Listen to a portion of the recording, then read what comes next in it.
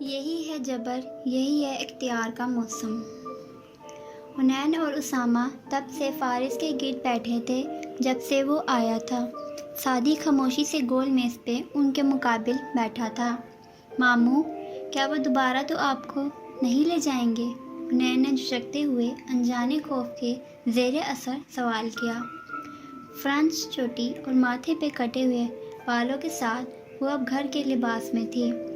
فارس ہلکا سا مسکرایا۔ نہیں، ساتھ ہی سعدی کو دیکھا۔ سعدی نرمی سے مسکرا دیا اور پھر دوسری جانب دیکھنے لگا۔ آپ ہمارے ساتھ رہیں گے نا؟ سیم نے اشتیاق سے پوچھا۔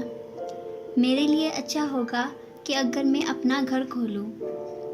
کیوں جاتے ہو ادھر؟ یہی رہو نا، ندرت نے ناراضی سے کہتے میز پہ مٹر کیما کا ڈونگا رکھا۔ کھانا بس لگ ہی چکا تھا۔ مجھے بہت سے کام کرنے ہیں آپا، مگر آتا جاتا رہوں گا، وہ سنجیدگی بھرے سپاٹ انداز میں کہہ رہا تھا۔ وہ عموماً دھیما بولتا تھا، چھوٹے چھوٹے فقرے، لیکن غصہ چڑھنے پہ آواز بلند ہو جاتی تھی۔ ندرت نے تازہ چپاتی لا کر رکھی ہی تھی کہ فارس ہاتھ دھونے کے لیے اٹھ گیا۔ ویسے بھی وہ لباس تبدیل کر چکا تھا، جینس کے اوپر بٹنوں والی شرٹ، بال اسی طرح پونی میں مکید۔ سعدی نے پیچھے سے آواز لگائی، ماموں، آپ کو ہیئر کٹ کی اشد ضرورت ہے۔ نہیں، ماموں اس ہیئر سٹائل میں زیادہ اچھے لگ رہے ہیں۔ حنین نے فوراً مخالفت کی، ساتھ ہی وہ پلیٹ سے کھیرے ٹونگ رہی تھی۔ اسامہ نے اس کے ہاتھ کو پرے کیا۔ اس نے غصے سے اسامہ کو دیکھا۔ کیا ہے؟ ابھی کھانا شروع نہیں ہوا، تم کیوں کھا رہی ہو؟ تمہارے حصے کا تو نہیں کھا رہی، زیادہ ٹوکا مت کرو ورنہ تمہاری دم باندھ دوں گی۔ میری کوئی دم نہیں ہے، وہ غصے سے کہتا کھڑا ہوا۔ بس، سعدی نے ایک دم سنجیدگی سے کہا، بس ایک لفظ، اور وہ دونوں خاموش ہو گئے۔ کتنی دفعہ کہا ہے مت لڑا کرو آپس میں، مگر مجال ہے جو ندرت کی بات گھنٹی کی آواز نے کاٹ لی۔ فارس اسی وقت واپس آتا دکھائی دیا تھا۔ اسامہ بھاگ کر دروازے پہ گیا اور اس کے ساتھ کھڑکی کا پردہ سرکا کر دیکھا۔ کون ہے اسامہ؟ سعدی نے بیٹھتے بیٹھتے پوچھا، مگر اسامہ نے کوئی جواب نہیں دیا، بس وہیں کھڑا رہا۔ اسامہ کون ہے؟ ندرت نے سوال دہرایا۔ فارس بھی اس طرف دیکھنے لگا۔ اسامہ آہستہ سے ان کی طرف پلٹا۔ پھول لائی ہیں؟ کون؟ پھپھو، زمر پھپھو آئی ہیں اور پھول لائی ہیں۔ چند لمحے کے لیے راہداری میں سناٹا چھا گیا، جیسے سانس آنا بھی بند ہو گیا ہو۔ ندرت پلیٹیں لگاتی رک گئی۔ حنین کا کھیرا اٹھا، ہاتھ رک گیا، چہرہ بالکل سپاٹ ہو گیا۔ البتہ سعدی تیزی سے دروازے کی طرف گیا۔ فارس نے باری باری سب کو دیکھا۔ سعدی، اس نے بے اختیار اسے روکا۔ میں کمرے میں ہوں، ساتھ ہی نگاہوں سے اشارہ کیا جیسے نہ ملنا چاہتا ہو اور نہ اس کی آمد کی خبر کی جائے۔ سعدی نے کچھ سمجھ کر سر ہلا دیا۔ حنین پیچھے ہو کر بیٹھ گئی، بہویں کھینچ گئی، چہرے پہ خفگی چھا گئی۔ دروازہ کھلنے پہ باہر کھڑی زمر نے سر اٹھایا، گھنگریالے بال ہاف باندھے وہ زرد چہرے کے ساتھ کھڑی تھی۔ بازوؤں میں سوسن کے پھولوں کا بوکے تھا۔ بدوقت مسکرائی، اسی پل ناک کی لوم چمکی، آنکھیں بھی چمکی۔ سالگرہ مبارک ہو سعدی، پھول اس کی طرف بڑھائے۔ سعدی ابھی تک سکتے میں تھا، پھر اس کے ہونٹ مسکراہٹ میں ڈھلتے گئے، آنکھوں میں بے پناہ حیرت اتر آئی۔ تھینک یو پھپھو، آئیے نا اندر۔ کسی معصوم بچے کی طرح خوش ہوتا سعدی ہٹا اور اسے راستہ دیا۔ زمر کی مسکراہٹ معدوم ہوئی۔ زمر تاثرات والے چہرے کے ساتھ متسبات سی اندر داخل ہوئی۔ جس گھر میں 4 سال تک قدم نہ رکھا تھا، وہاں 4 قدم بھی مشکل پڑ رہے تھے۔ زمر، کیسی ہو؟ ندرت فرت مسرت سے نہال اس سے آ کر ملی، پھر ڈائننگ چیئر پیش کی۔ زمر نے ایک لمحے کو گول میز کو دیکھا جہاں کھانا چنا تھا، گن کر پلیٹیں رکھی تھیں، ایک فیملی کھانا کھانے ہی والی تھی۔ اس نے نفی سے سر ہلا دیا۔ سعدی نے اصرار کیا، تھوڑا سا لے لیں۔ मगर वो वहाँ नहीं बैठी। मैं खाना खा चुकी हूँ। शाइस्तगी, तकल्लुफ़, तज़ब्बाब। हुनैन की आंखों में नाराज़ी गहरी हुई। बहरहाल उसने उठकर ड्राइंग रूम कम लॉन्च का दरवाज़ा खोला। कैसी हो हुनैन? हुनैन जैसे उस सवाल पे डिस्टर्ब हुई थी, मगर फिर सपाट चेहरे के साथ ठीक कहकर अंदर सोफे की तरफ हाथ बढ़ाया। बैठिए। जुमर उसी तकल्लुफ़ से सोफे के किनारे टांग पे टांग रखे बैठ गई तो उसामा आकर मिला। वो जैसे अब ज़रा खुलकर मुस्कुराई, उसका गाल चूमा, फिर पेशानी से घुंघराले बाल नरमी से हटाकर बोली, कैसे हो उसामा? चौखट पे खड़े सादी की मुस्कुराती आंखों में तकलीफ सी उभरी। एक पुराना मंजर उनमें झुंझलाया। स्कूल यूनिफॉर्म में घुंघराले बालों वाला लड़का बेंच के पास खड़ा था और घुटनों के बल उसके सामने यूनिफॉर्म में एक लड़की बैठी थी और उसके आंसू साफ करते हुए पूछ रही थी, किसने मारा है? मुझे बताओ, मैं अभी उसको देखती हूँ। उसकी हिम्मत कैसे हुई कि वो हमारे सादी को मारे? इधर देखो, रो मत, मैं हूँ ना तुम्हारे साथ, तुम्हारी सपोर्ट और प्रोटेक्शन के लिए। और फ़िक्रमंदगी और गुस्से से कह रही थी। मैं ठीक हूँ, आप? उसामा की शर्माती आवाज़ पे वो चौंका, फिर सामने आकर बैठ गया और फूलों को मेज़ पे रख कर बोला, आपको याद था मुझे सोसन पसंद है? जुमर ने सर को खम दिया, बोली कुछ नहीं। निद्रत खाने पे इसरार करने लगी, फिर चाय पे वो बस एक कप के लिए राज़ी हुई। हुनैन सादी के साथ जाकर बैठ गई, शिकवा अमेज़ नज़रों से पप्पो को देखती मगर खामोश। मुझे ये कार्ड देना था, हाशिम ने दिया है तुम्हारे लिए, कहते हुए उसने कार्ड सादी की तरफ बढ़ाया। सादी तो चौंका ही, हुनैन ज़्यादा चौंकी। इसका दिल ज़ोर से धड़का था। हाशिम की बेटी की सालगिरह है, उसने बहुत इसरार किया था तो मैंने तुम्हारी तरफ से हामी भर ली। मुझे उम्मीद थी कि तुम लोग आओगे। हुनैन सादी के कंधे पे से झुक कर कार्ड को देखने लगी। सादी के तासुरात वो नहीं रहे थे। उसने बिल्कुल खामोशी से सियाह कार्ड पे सुनहरी इबारतें पढ़ी, फिर कार्ड हुनैन की तरफ बढ़ा दिया। हाशिम भाई मुझे अपनी पार्टी में क्यों देखना चाहेंगे पप्पो? तुम उसके रिश्तेदार हो। सादी फीका सा मुस्कुराया। हाशिम भाई के जहन में हर काम की कोई ख़ास वजह होती है। बहरहाल आप उनसे माजरत कर लीजिएगा, हम नहीं आ सकेंगे।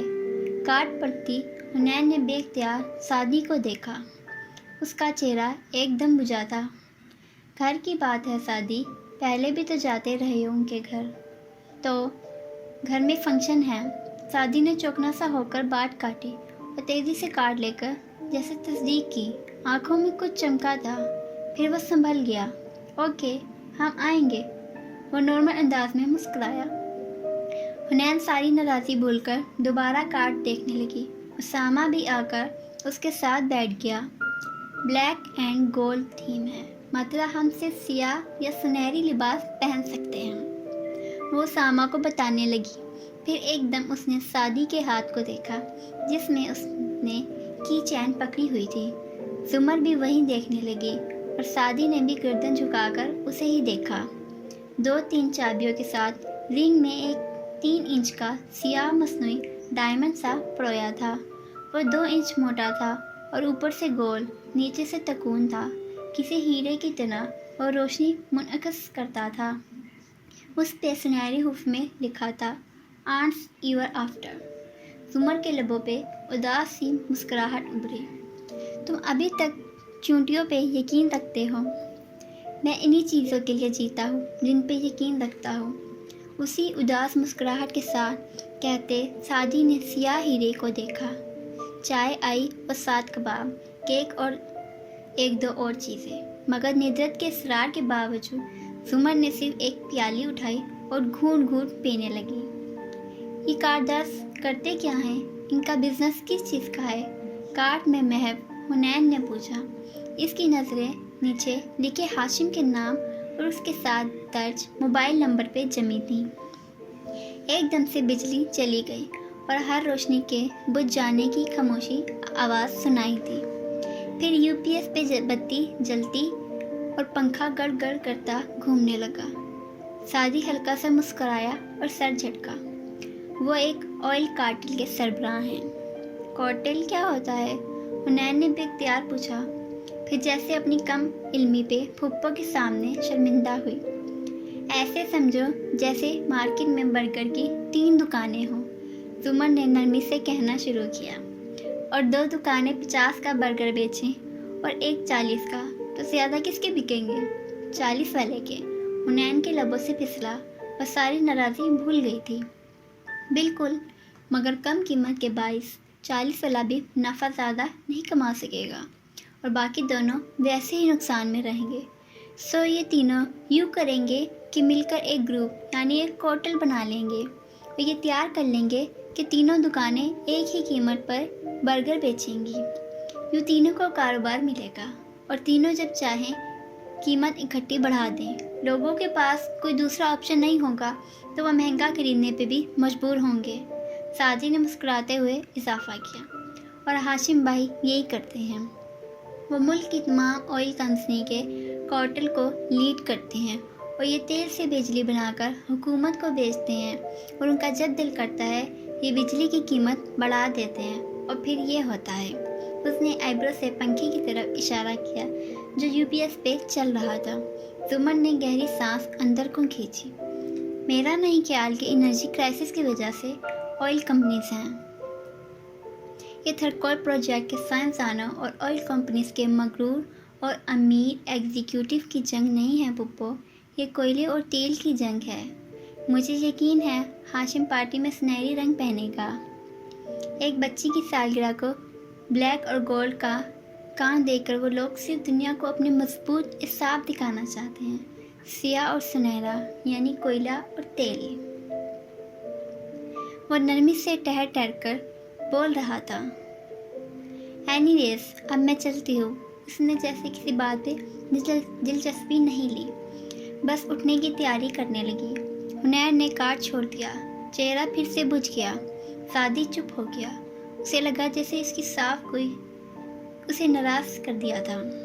کچھ دیر تو بیٹھو، ندرت اصرار کرنے لگی، مگر اس کا کہنا تھا کہ اگلے ہفتے تفصیل سے پارٹی پہ ساتھ بیٹھیں گے۔ سعدی اسے دروازے تک چھوڑنے گیا۔ واپس آیا تو حنین اکیلی لاؤنج میں بیٹھی تھی۔ 4 سال بعد آئیں اور 40 منٹ بھی نہیں بیٹھ سکی۔ وہ بڑبڑائی، ایسے نہیں سوچتے حنین، وہ جیسے ہرٹ ہوا تھا۔ مگر میں تو ایسے ہی سوچتی ہوں بھائی، آپ کا دل بہت بڑا ہے، آپ بھول سکتے ہیں۔ مجھے یاد ہے پھپھو نے ہمیں تب چھوڑا جب ہمیں ان کی ضرورت تھی۔ ہمارے ماموں بے گناہ تھے، مگر پھپھو نے ان کو گناہ گار مانا اور اس لیے آپ بھی زیر عذاب آئے۔ مگر یہ لڑائی تو آپ کی، ماموں اور پھپھو کی تھی، میں نے تو کچھ نہیں کیا تھا، میرا کیا قصور تھا، مجھے کیوں چھوڑا؟ بولتے بولتے اس کی آنکھوں میں آنسو آ گئے۔ سعدی کا دل بے حد دکھا۔ انہوں نے بہت کچھ لوز کیا ہے اس سب میں، ان کی صحت، ان کی شادی، ان کی زندگی، سب ختم ہو گیا۔ تو کیا میں نے کچھ لوز نہیں کیا؟ میں نے پھپھو کو لوز کیا ہے بھائی۔ ان 4 سالوں میں کتنے ایسے دن آئے ہیں جب مجھے ان کی ضرورت تھی۔ پھپھو نہ ماں ہوتی ہے نہ بہن، وہ ان دونوں سے ہٹ کر ہوتی ہے۔ میری تو کوئی بہن بھی نہیں تھی۔ میرا بھی دل چاہتا تھا کہ میں ان سے بہت کچھ شیئر کروں، وہ میری بات سنیں، مگر وہ اب ہماری پرواہ نہیں کرتی۔ انہوں نے ہمیں تب چھوڑا جب ہمیں ان کی ضرورت تھی۔ یو نو وٹ بھائی، اب ہم بڑے ہو چکے ہیں، اب ہمیں ان کی ضرورت نہیں ہے۔ میں وہ حنین نہیں ہوں جو ان کے جانے کے بعد دیر تک کھڑکی سے ان کی راہ تکتی تھی کہ شاید وہ کچھ بھول گئی ہوں تو واپس آئیں۔ میں بھی اب ان کی پرواہ نہیں کرتی۔ اس نے رخ موڑ لیا۔ سعدی نے کچھ کہنا چاہا، پھر خاموشی سے باہر نکل گیا۔ ابھی بیچ راہداری میں تھا کہ کس احساس کے تحت واپس آیا اور دھیرے سے لاؤنج کے اندر جھانکا۔ حنین کھڑکی کا پردہ سرکائے باہر دیکھ رہی تھی، دور سڑک پہ، جیسے کسی کو تلاش کر رہی تھی، کسی کے بھول کے واپس آنے کا انتظار کر رہی تھی۔ سعدی کی آنکھوں میں اداسی اور لبوں پہ مسکراہٹ در آئی۔ وہ خاموشی سے وہاں سے ہٹ گیا۔ راہداری میں واپس چلتے ہوئے اس نے ہاتھ میں پکڑے سیاہ اور سنہرے کارڈ کو دیکھا۔ ایک منظر اس کی آنکھوں کے سامنے جھلملایا۔